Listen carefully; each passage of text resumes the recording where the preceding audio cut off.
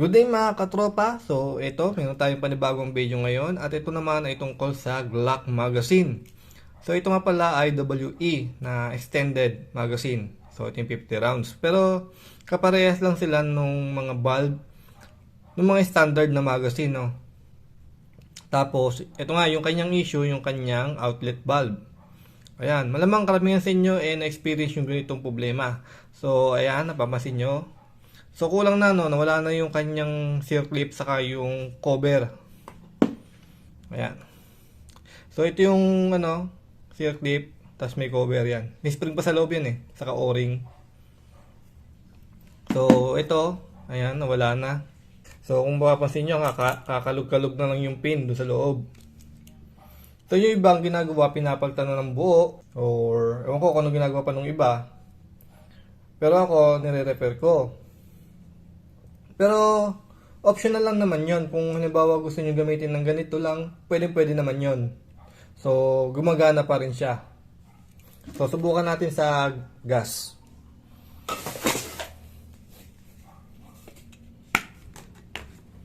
Okay, so ito yung ating mugs.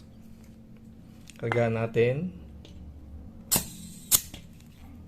So ayan, kita nyo naman, no, lumapat pa rin naman siya. Working pa rin to, ha. Kahit ganyan siya, gumagana pa rin siya. Ang nagiging issue lang kalimitan kapag ganito na yung outlet valve nyo, minsan pag kinakargaan nyo, hindi kagad naglalak tulad ng nangyari kanina. Minsan sisingaw pa bago maglock.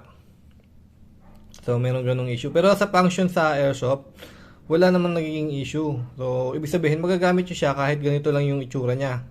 Pero kung halimbawa naman nararanasan yung issue na sinasabi ko na kapag kinakargahan ng sumisingaw, hindi agad lumalapat. So hindi kaagad niya nako-cover yung hangin, yung gas.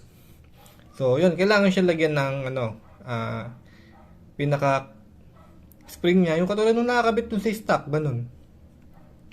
Ang problema nga lang nun, wala yata nabibiling repair kit, no? Yung parang yung dun lang, yung ganung pyesa lang. So alam ko walang nabibiling ganun. So ngayon, ang ginagawa ko na lang, gumagawa na lang ako nung pang dito ko lang yung para dito, kasi medyo mahal din kasi yung buong outlet valve nito So ito yung ginagawa ko. Ayan, meron tayong spring, meron tayong cover. Ayan. So ito yung ating spring. Ayan. Kapit natin dito. Ito yung ating cover.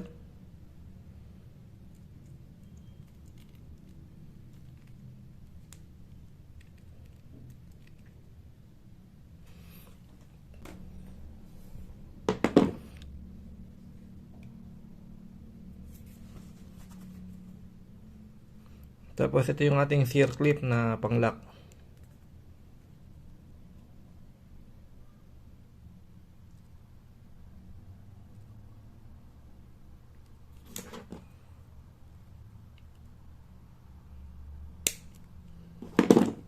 Okay, so yun. Meron na siyang cover ulit. Saka may spring na rin.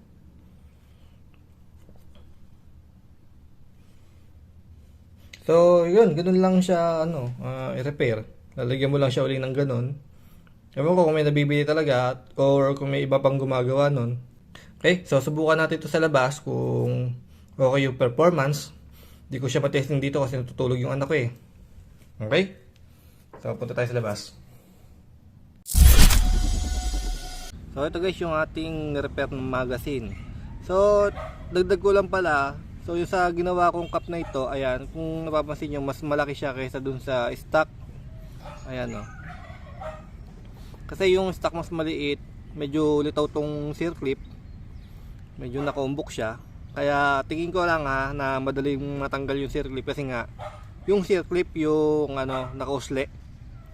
So dito sa ginawa ko, yung cup yung nakausli, mas malaki yung diameter. So hindi siya basta-basta masasagi. So hindi siya basta-basta makakalas. So yun yung ginawa ko dito, improvement ba yung sa stock. Okay, so subukan natin kung matatanggal din ito habang puputok. So yun guys, may gas na yan, saka meron ng BB. So subukan natin kung matatanggal.